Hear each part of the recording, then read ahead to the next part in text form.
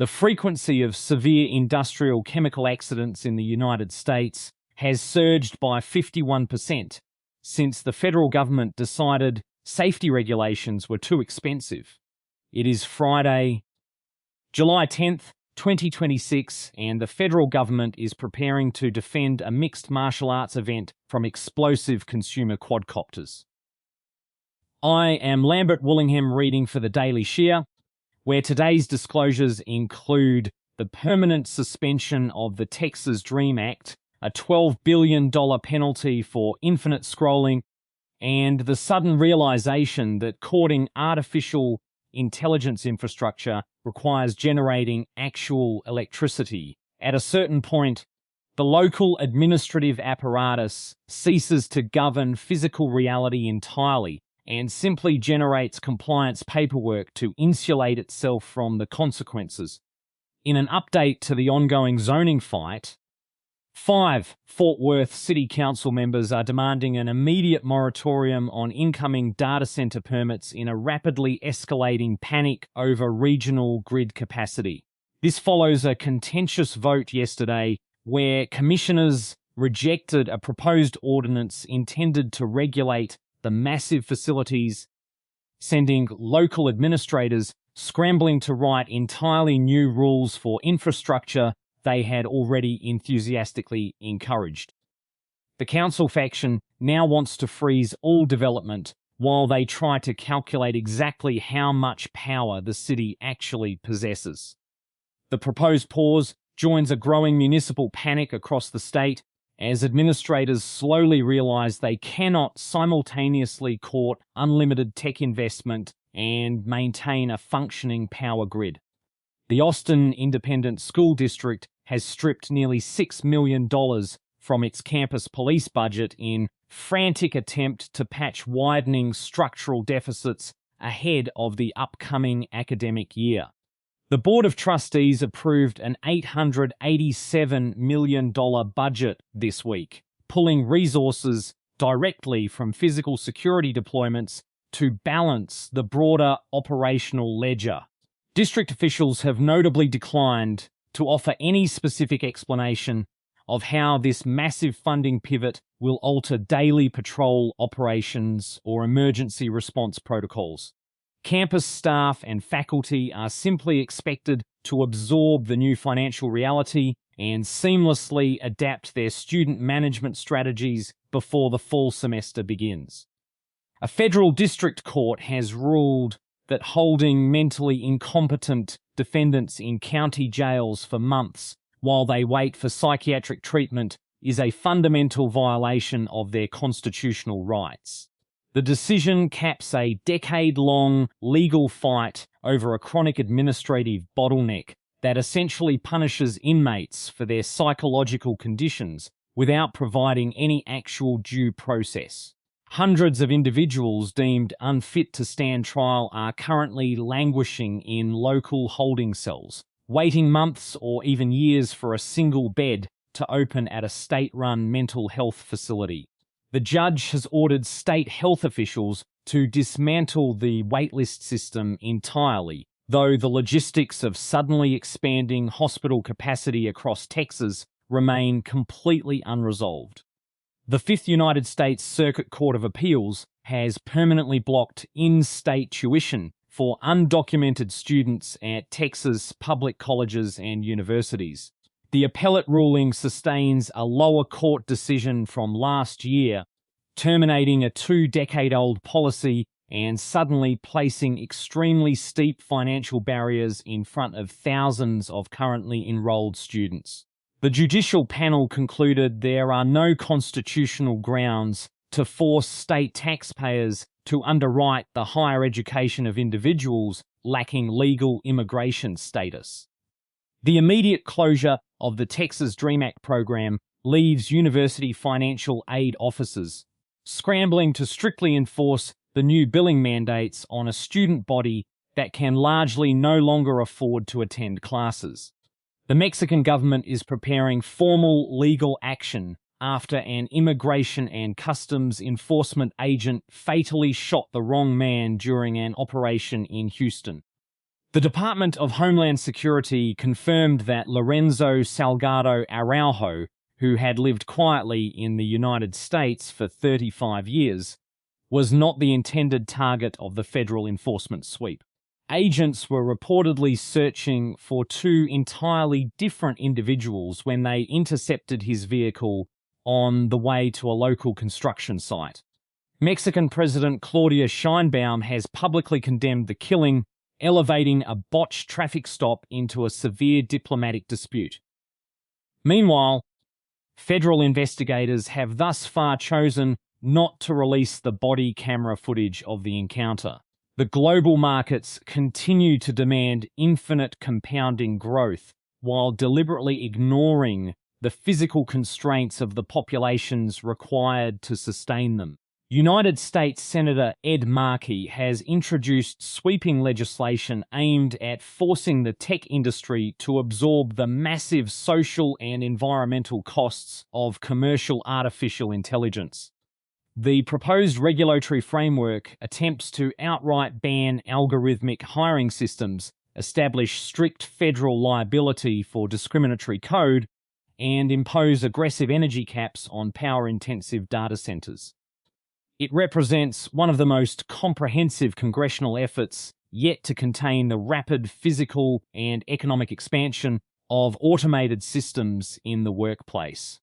The legislative package now faces a deeply divided legislature that has historically shown zero political appetite for restricting the data collection practices or commercial operations of domestic tech conglomerates.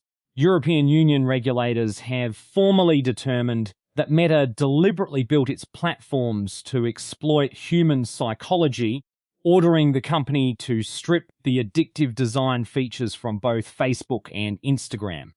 The European Commission ruled that mechanisms like personalized recommendation algorithms, auto-playing videos, and infinite scrolling directly violate the Digital Services Act by harvesting user attention without mitigating the mental health risks to minors. The preliminary finding legally compels the tech giant to fundamentally redesign its core user engagement loops for all European consumers. If the company chooses instead to preserve the psychological mechanics that drive its highly lucrative advertising revenue model, it faces non-compliance fines that could reach up to $12 billion. In a major update to the global hardware race, South Korean semiconductor manufacturer SK Hynix has successfully executed the largest United States market debut by a foreign firm in history. The company raised $26.5 billion in its initial public offering on the Nasdaq, easily eclipsing the previous record set by Alibaba in 2014. Investors aggressively oversubscribed the equity sale in a frantic rush to secure direct exposure to the high bandwidth memory required to run advanced machine learning models. The massive capital injection arrives just after the firm committed over $550 billion to build domestic fabrication facilities, providing a massive financial buffer as it attempts to outscale its international rivals in a deeply concentrated hardware market. Tens of thousands of Volkswagen employees are staging coordinated protests across 18 manufacturing facilities in Germany over a corporate proposal to eliminate up to 100,000 jobs. The IG Metall labor union specifically timed the demonstrations to disrupt a critical supervisory board meeting where executives formally presented a severe restructuring plan. Chief Executive Oliver Bloom intends to close multiple legacy European factories in a desperate attempt to offset collapsing profit margins and fend off a surge of Chinese industrial competition. Union representatives have explicitly informed the board that they will not let the frontline workforce absorb the financial penalty for years of delayed electric vehicle transitions and catastrophic executive mismanagement. A new analysis of federal data reveals that the frequency of severe industrial chemical accidents in the United States has surged by 51% since 2021. Public employees for environmental responsibility linked the sharp rise in toxic fires, factory explosions, and atmospheric releases directly to the rollback of federal disaster management rules under the Trump administration. The prior administration dismantled the regulatory framework governing hazardous materials under the argument that compliance costs were simply too burdensome for domestic manufacturers to bear. As a direct result, fatalities and severe injuries resulting from industrial emergencies climbed by at least 20% over the exact same period, leaving local communities to absorb the physical risks. The federal apparatus is currently optimizing itself for the maximum amount of operational chaos possible, just in time for a contentious national election. President Trump has abruptly terminated the remaining members of the Federal Election Assistance Commission just months before the midterm elections. The White House Presidential Personnel Office dismissed the two Democratic appointees via email, while the sole Republican commissioner resigned under mounting administrative pressure. The bipartisan agency is tasked with certifying voting machine standards, maintaining the national mail voter registration form, and helping local officials properly administer elections. By quietly emptying the entire executive roster in a single stroke, the administration has successfully paralyzed the only federal body capable of ensuring baseline procedural standards across fragmented state voting systems, right as the national logistics cycle kicks into gear. OpenAI has officially deployed ChatGPT 5.6 after weeks of intense, closed-door negotiations with the White House over national security risks. The administration had previously blocked the public rollout, citing fears that foreign adversaries could exploit unpatched vulnerabilities in the underlying code of the advanced language model.